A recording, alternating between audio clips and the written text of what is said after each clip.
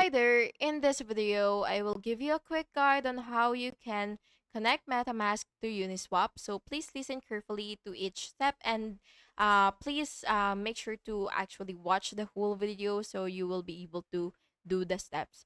So before starting, make sure that your MetaMask is already installed and you already have the extension on your web browser. And then what you will have to do is go to app.uniswap.org and then you go ahead and click connect.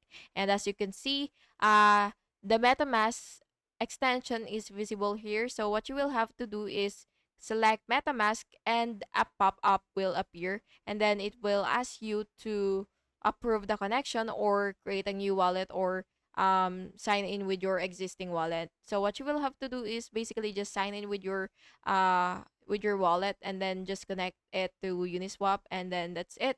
And then of course you have to make sure that you've chosen the correct Ethereum account, and then you will just have to again click next, and then you will click connect, and then finally your MetaMask wallet is connected, and you can now swap tokens, provide liquidity or check balances, and then just double check your wallet address before approving any transactions. And that's it. Thank you so much for watching, and I really hope it was helpful for you. And if it was, please make sure to like and subscribe for more videos like this. Thank you and have a good day.